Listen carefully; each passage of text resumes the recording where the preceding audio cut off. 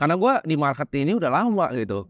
Kalau pertama kali gue foto tuh pertama kali gue beli Bitcoin tuh gila umur berapa? Berapa sih lu beli Bitcoin pertama? Harga berapa Bitcoin itu? Wah, 200 juta? enggak ada bro, 6,5 juta bro.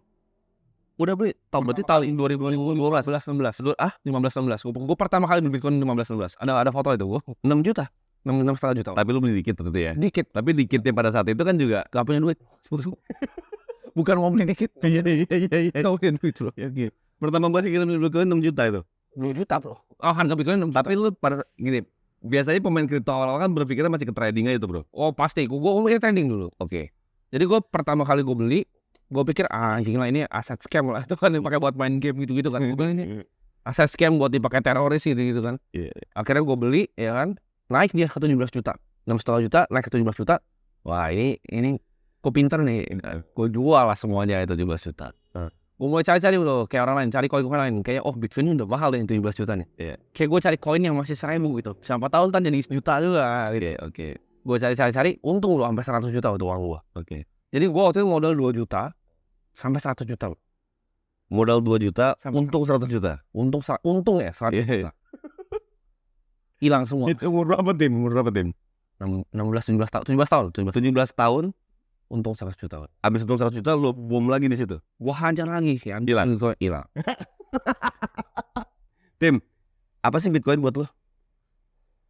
Bitcoin buat gue Tim mungkin perlu lu jelasin gitu. Misalnya biar teman-teman juga paham gitu. Perbedaannya Bitcoin sama ya, dan ada sekarang udah banyak banget altcoin ya, koin-koin micin segala itu ya. Dan selalu di kepala lu tuh sekarang Bitcoin. Lu selalu bilang rajanya Bitcoin, ratunya Ethereum. Ya. Gimana bro? Bitcoin itu menurut gua adalah sebuah simbol kebebasan sebenarnya. Orang kalau tanya apakah itu apa sih buat lo, apakah aset investasi apa enggak, sebuah kebebasan. Karena Bitcoin misalnya contoh sederhana ya. Gue punya Bitcoin, gua taruh di paper wallet, gue bikin paper wallet, gue tulis 12 kata, gue kasih kertas yang lu udah pindah ke lu. Nah, itu menarik sebenarnya buat teman-teman, mungkin kan lu dari politisi, mungkin teman-teman dari pengusaha yang lain, itu bisa jadi fitur yang menarik loh. Itu kertas sudah pindah semua. Ya, bisa pakai WhatsApp juga bisa. WhatsApp juga bisa. Gitu sih. Kalian bisa bayangin nggak situ? Itu aset seperti itu yang sangat sulit di track ya. Kecuali udah paham nih caranya. Sangat sulit di track uang kita sendiri gitu. Jadi untuk pertama kali kita punya uang kita sendiri. Contoh sekarang Lebaran tuh apa yang terjadi? Harga makin mahal semua bro. Itu uang dicetak apakah makin sedikit? Enggak. US baru keluarin lagi mau cetak 1,2 triliun. Bisa gitu dia. Dia kalau udah mau pemilu nih, cetak dulu buat budget lah. Buat budget pemilu. Itu kalau di US. Kita ini kalau misalnya kita bergantung pada sesuatu yang sentralisasi, ya. Contoh lah seperti gue dulu investor saham juga. Tapi saham hari ini apa yang terjadi? Ada kebijakan baru dilakukan oleh bursa, turun. Lu mau analisa kan orang bilangnya siapa tuh investor kawakan di saham kan, bilangnya beli Mercy harga bajai gitu. Nah lu udah beli Mercy harga bajai, bursa yang bikin kebijakan A, yang menurut lu murah udah lu hitung gitu capek-capek, turun ke gocap. Adil nggak itu? Bitcoin nggak ada begitu. Siapa yang mau atur? Pemerintah mau atur? Cina ban bisa nggak? Bitcoin ban? India ban Bitcoin? Ada dampaknya? Nggak ada. Ya paling turun dikit di market tapi sudah naik lagi sekarang. Nggak bisa di stopin sama pemerintahan manapun. Dia itu seperti makhluk hidup bro, gue liatnya. Udah hidup dia. Dia berbeda dengan yang lain. Makanya gue bilang kenapa berbeda dengan kripto yang lain. Karena kripto yang lain itu adalah perusahaan. Ada orang di belakangnya, ada projectnya. Waktu awal token di launching pun ada yang dapat duit di awal, ya kan? Ada founding timnya yang dapat uang duluan. Bitcoin nggak ada bro. Bitcoin ini sebuah simbol makanya menurut gue kebebasan di mana pertama kali dalam sejarah manusia kita bisa punya uang hanya berbasis informasi saja, yaitu seed phrase.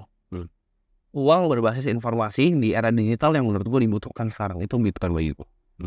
Kebebasan bro. Ya. Sebuah makhluk hidup menurut lo ya? Sebuah makhluk hidup, udah hidup dia. Gak bisa dimatiin. Ya fiat kan juga begini dulu. Fiat itu kan ada karena sejarahnya pertama dari emas ya. Dari emas, lalu emas itu orang susah untuk tukar. Lalu diciptakannya kertas kan di situ. Begitu diciptakannya kertas, orang ngerasa akhirnya akan trading kepemilikan emas. Jadi kertas itu adalah bukti lu punya emas berapa. Karena waktu kalau bawa emas koin-koinan dirampokin terus di jalan. Kayaknya enakan pakai kertas itu. Cuman itu bukan berarti adalah format yang lebih baik dibanding emas kan. Sampai sekarang akhirnya disalahgunakan. Dulu sih 1/1. 1/1. Dulu. Awalnya mulai diciptakan uang ya. Para bankir, bener, 1/1. Tapi para bankir di dunia ini akhirnya mengeksploitasi sistem kredit ini. Sistem riba lah kalau gua ngomong ya. Dan ini dijadikan dinormalisasi sebenarnya. Baik di masyarakat maupun di seluruh dunia.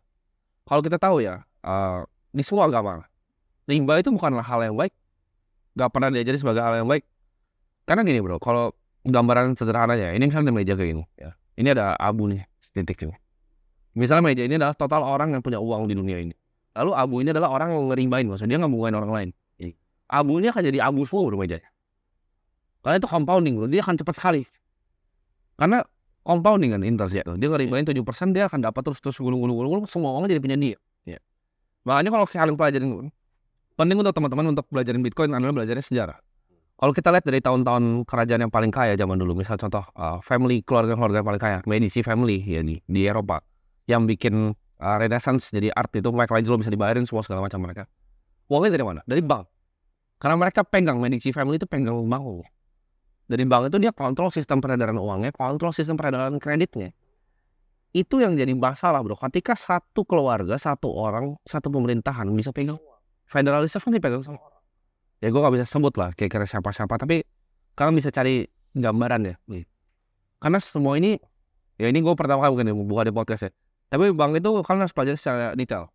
Siapa sih sebenarnya yang bikin Goldman Sachs, yang bikin JP Morgan, yang bikin bank-bank besar ini tuh siapa sebenarnya?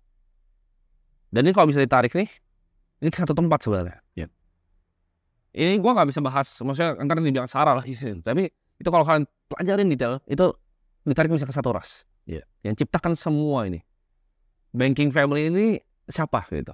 Nah ini mereka ini orang-orang yang akhirnya, karena presiden di Amerika Woodrow Wilson pernah bilang bahwa dia udah gagal dalam menjalani negaranya karena dia udah kasih kontrol dari US dollar ke tangan orang lain. Nah ini tangan orang lain ini. Jadi siapa yang pegang uangnya itu pasti bisa kontrol populasi kalau mereka bisa cetak. Dan itu doktrin yang dibiarkan. Kan tanya pertanyaan yang paling filosofis, paling dasar dulu. Uang itu apa? Kenapa kesannya kita, uang kan susah kan dari kita kecil. Mau jajan gitu kan, dikasih uang sama orang tua. Sekolah bayar, orang tua susah bayar sekolah gitu. Kenapa itu susah?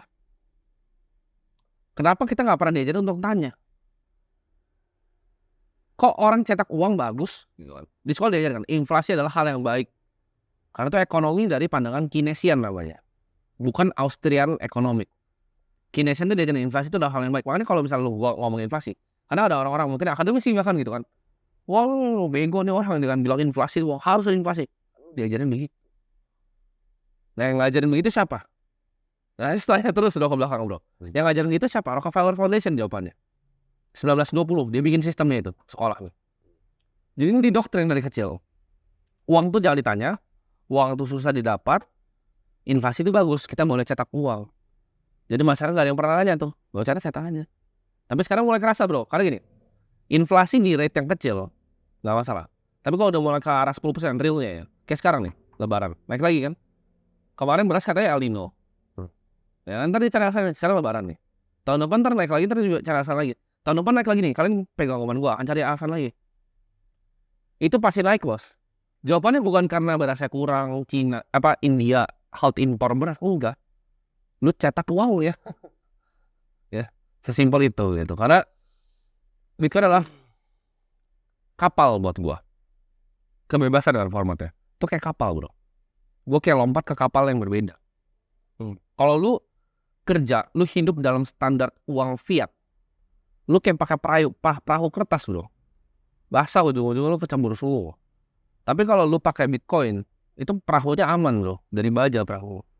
Ini bisa jauh jalan. Kalau pakai perahu kertas baru kena ombak sedikit udah habis. Karena lu bayangin, misal lu digaji berapa? Lu gaji 4 juta misal. Ini manusia ya, kalian ini digaji 4 juta. Semua barang di sekitar kalian nambah. Gaji kalian gak nambah. Pernah mikir gak? Ayo. Gimana itu? Semua barangnya nambah nih. Lu beli beras mahal. Dan lu punya anak, bayar anak sekolah mahal. Tapi gaji lu gak nambah. Itu pernah kalian pikirin nggak? Kalian nggak pernah pikirin kenapa? Karena ini nggak pernah diajarin untuk ditanya. Ini tabu bro, uang tuh nggak boleh dibahas, nggak boleh ditanya. Ini doktrin.